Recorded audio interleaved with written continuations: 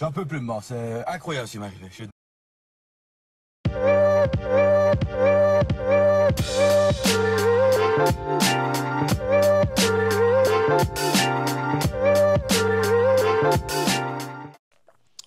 Et bonjour à tous et bienvenue sur la chaîne de l'Hexamone Crypto. Nous sommes le mercredi 26 février 2025.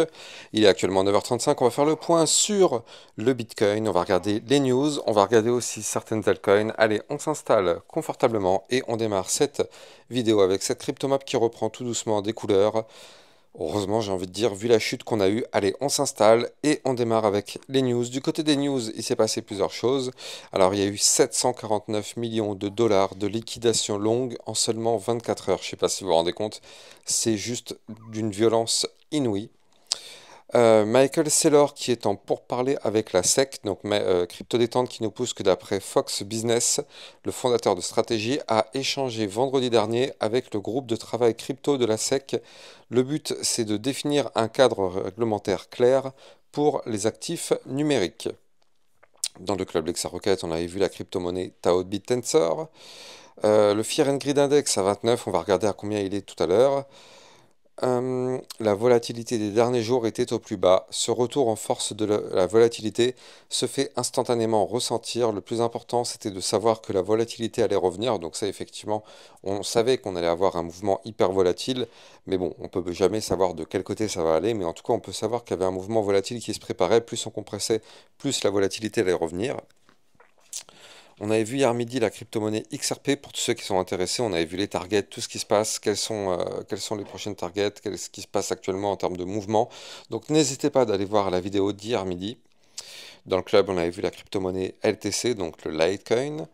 Petit problème du côté de la mise à jour d'Ethereum Pectra. Donc, on a vu qu'il y a eu un échec de la mise à jour Ethereum Pectra sur le testnet Oleski. Donc, en fait, le testnet a révélé des bugs comme prévu pour ce type de phase de test. Donc, c'est tout à fait normal, hein. Je veux dire, qu'on fait une mise à jour, il y a forcément des tests. Mais bon, ces problèmes pourraient entraîner du retard du déploiement sur le mainnet. Le mainnet, vous le savez, donc c'est le réseau principal. Ça veut dire que c'est la production, ça veut dire que c'est là où c'est disponible par tout le monde, donc tout public. Donc pour l'instant, c'est pas gagné. Donc on va voir que on va attendre que les développeurs corrigent effectivement un petit peu tous ces petits bugs. Du côté des USA, rejet des réserves en Bitcoin aux États-Unis. Donc on a eu le Montana, le Dakota du Nord, le Dakota du Sud, la Pennsylvanie et le Wyoming qui ont refusé les projets visant à constituer des réserves de Bitcoin. Motif principal, la volatilité est trop élevée sur le marché. Metaplanet qui continue de renforcer sa réserve de Bitcoin. Donc CryptoDétente qui nous pousse que Metaplanet a acheté 135 Bitcoin, soit près de 13 millions de dollars. La société détient désormais 2235 Bitcoin et poursuit son accumulation. 12% des adresses Bitcoin en perte malgré un Bitcoin proche des 90 000 dollars. Donc ce niveau de perte n'avait pas été observé depuis au moins octobre 2024. Donc tant mieux, c'est bien parce que de toute façon il y avait un problème, c'est que quasiment tout le monde était en profit. Or, vous le savez, le but d'un marché n'est pas de faire gagner de l'argent, au contraire. Donc bon, vu qu'il y avait beaucoup de monde, quasiment la grande majorité des personnes qui étaient en profit, le but c'est de liquider une partie justement de ces personnes-là pour que justement le but c'est de les faire sortir. C'est ça le but d'un marché. Le but d'un marché c'est de prendre l'argent et de faire sortir les gens. Allez, on démarre. On démarre l'analyse technique. Mais avant ça, je rappelle à tout le monde que tout ce que je vais dire n'est en aucun cas un conseil financier. C'est à vous de faire vos propres recherches. Et n'oubliez pas que le trading de crypto comporte les risques de pertes partielles et majeures. On démarre directement avec le Fear and Greed Index. On a continué de chuter. On est dans la peur. Alors, on n'est pas encore dans l'extrême peur. On n'est pas encore dans le rouge. Si on continue de chuter, il y a de très très fortes chances pour qu'on y arrive. Et ça, on se frotte les mains parce qu'on sait que des situations dans la peur, voire même l'extrême peur, en général, en termes d'opportunités, ce sont toujours des très très belles opportunités, en tout cas pour ceux qui aiment bien investir, effectivement, ce sont toujours des moments clés. Donc plus on tombe, mieux c'est. Donc on va voir ce qui va se passer dans les prochains jours. Du côté de la map de liquidité, regardez, on continue de réaccumuler un petit peu, hein, à 85 000 dollars, on réaccumule. Au-dessus de la tête, on réaccumule au-dessus des 89 500 jusqu'au 90 400, donc on va voir de quel côté on va se diriger, en tout cas du côté de notre Bitcoin pour l'instant. Comme vous pouvez le voir, on n'a pas encore défini de situation de remontada, hein. C'est juste que là, pour l'instant, bon bah, on a un petit support qui est ici actuellement à combien c'était ce support? Eh bien, on avait le support des 87 957 $. Donc effectivement, pour l'instant, ce support tient. C'est un tout petit support, hein, mais bon, en tout cas, il a le mérite d'exister. J'avoue que je pensais pas que ce support-là allait permettre de retenir le cours. Moi, je pensais plus que c'était sur les supports majeurs qu'on allait avoir du rebond, mais bon, c'est le jeu, hein. Moi, je pensais vraiment qu'on pouvait avoir un rebond sur les 86 322 ou les 89 631. On savait qu'il y avait un petit support intermédiaire. Bon, bah, c'est comme ça, le Bitcoin a rebondi sur le petit support, tant mieux, j'ai envie de dire. Maintenant, donc, ce support est ici. Pour l'instant, ça tient. Comme vous pouvez le voir, hier, on a clôturé au-dessus. Aujourd'hui, on est en train de le retester. Donc, pour l'instant, on n'a pas de cassure de ce support. Si on perd ce support, bien sûr, ce serait pour aller chercher les 86 322 $. Ce serait notre prochain niveau clé de support. Donc, pour l'instant, je le dis et je le répète, il n'y a strictement aucune information de reprise haussière. Donc, ne soyons pas, enfin, restons prudents toujours, hein. On n'est pas à l'abri d'une nouvelle chute. Ne nous précipitons pas. En tout cas, il y en a qui veulent effectivement racheter le dip. Alors, ça peut être une bonne stratégie, effectivement. On a eu une belle chute, c'est une bonne stratégie. Mais encore une fois, moi, personnellement, hein, c'est que mon propre avis, mais je préfère attendre de voir des structures de retournement haussière plutôt que de réinvestir là tout de suite et au final avoir une nouvelle chute parce que bon bah si on pète le support dont je viens de vous parler, bien sûr on aura une nouvelle chute. Donc bon, moi je préfère en tout cas la prudence, mais bon après chacun sa méthode de trading et chacun son niveau de bah je vais dire de gambling, hein. Plus on est effectivement joueur, plus effectivement on reprend des positions sans attendre des confirmations. En tout cas, pour le moment, on a cassé le range par le bas ici, hein, souvenez-vous, donc les 92 500 $. Donc tant qu'on est malheureusement sous ce niveau clé, en vue moyen terme, c'est une situation délicate. Pour moi, ce que je veux voir, c'est une réintégration du range en venant du bas. Si on arrive à faire ça, ce serait incroyablement bullish. Mais pour l'instant, malheureusement, ce n'est pas le cas. C'est pas le cas.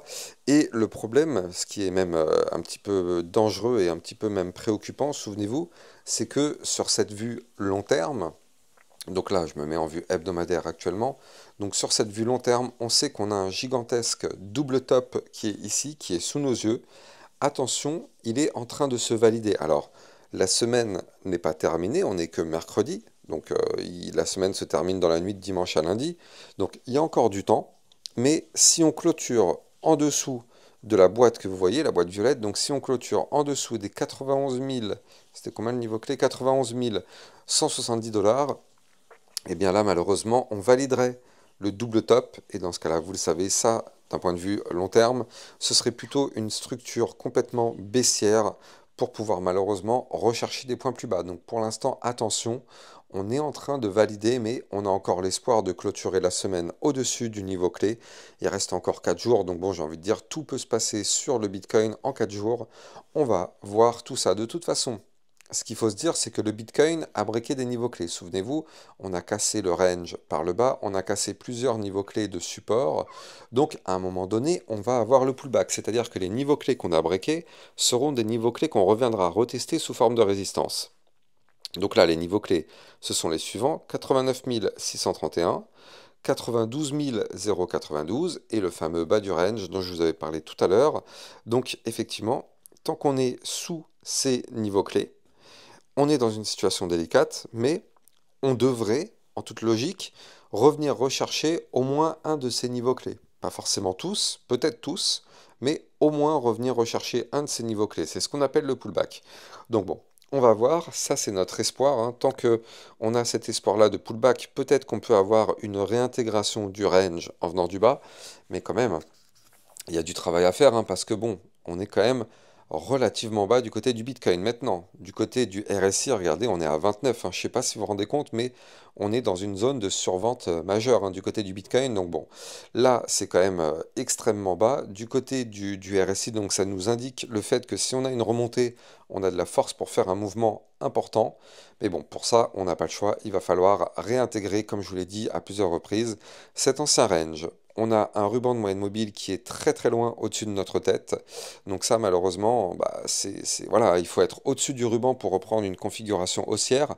Malheureusement, pour le moment, on en est loin. Alors, l'avantage, c'est que le ruban a tendance à attirer le cours comme un aimant. Donc pour l'instant, on en est loin. Donc ça veut dire quoi? Ça veut dire que le cours aurait, de façon théorique, tendance à remonter pour revenir rechercher ce ruban. Donc bon, c'est pour ça que je vous dis, on a quand même l'espoir d'avoir un pullback et on espère que ce pullback va se valider. Donc là, en tout cas, comme je le dis, prudence, prudence. Tant qu'on est au-dessus du support des 88 035, eh bien, pour l'instant, ça va. On a l'espoir du rebond. Si on pète ce niveau clé de support, je vais vous donner quand même les prochains niveaux. 86 322, 85 016, 81 535 et les 79 669 $. Donc, prudence. Et on va voir si on arrive à avoir ce pullback. Allez, on va checker ce que nous fait notre Ethereum. Donc l'Ethereum qui nous indique toujours malheureusement une configuration délicate. Alors avant de continuer, bien sûr, je rappelle que vous pouvez me suivre sur Twitter pour recevoir toutes mes news et toutes les actualités crypto. Vous pouvez aussi rejoindre le club LexaRocket pour recevoir encore plus de vidéos que ce que vous avez sur YouTube, avec des vidéos de suivi régulières par rapport à d'autres crypto-monnaies. Donc n'hésitez pas, le lien est en description de vidéo, tout comme le lien Twitter officiel. Allez, on continue donc l'analyse technique, donc cette fois-ci on regarde l'Ethereum. Du côté de l'Ethereum, malheureusement pour l'instant, aucune structure là aussi de retournement haussier. Donc on est quand même posé sur un petit support à 2462 $. C'est un support quand même assez long terme. Effectivement, hein, c'est un support qui correspond quand même à ici des niveaux clés qu'on avait touchés en octobre 2024, octobre et septembre-octobre de 2024. Donc on est tout simplement revenu, bah, je vais le dessiner, hein, ce niveau clé, comme ça au moins on l'a sous les yeux, mais on est tout simplement revenu en fait retester ces niveaux clés. Donc si ce support vient à lâcher, vous l'avez compris, la prochaine direction, ce serait d'aller chercher les 2343 $. Donc ça, ce serait quand même une situation assez délicate et préoccupante du côté de l'Ethereum, mais pour l'instant, attention, hein, on n'a toujours pas repris de configuration haussière et on est toujours malheureusement bloqué par une ligne de tendance baissière. Donc ça veut dire quoi? Ça veut dire tout simplement que l'Ethereum, pour l'instant, est posé sur un support. Donc tant que ce support arrive à tenir, ça nous laisse un espoir, ça nous laisse l'espoir d'avoir pourquoi pas un rebond, mais tant qu'on est de toute façon, je l'avais déjà évoqué, hein, mais tant qu'on est sous cette ligne de tendance baissière sur l'Ethereum, il ne faut pas s'attendre à une reprise de hausse, hein. On est sous une ligne de tendance baissière. Le niveau clé pour breaker cette ligne, il se situe aujourd'hui ici à 2802 $. Donc vous l'avez compris, il y a du travail à faire pour récupérer ce niveau clé quand même. Par contre, si on arrive à récupérer cette ligne, ce serait déjà très encourageant. Et si on arrive à récupérer le ruban de moyenne mobile, donc là le ruban qui continue jusqu'au 3028 $, dans ce cas-là, ce serait quand même plutôt une très très bonne nouvelle. Mais pour l'instant, on n'achète pas un couteau qui tombe. On est posé sur un support, oui.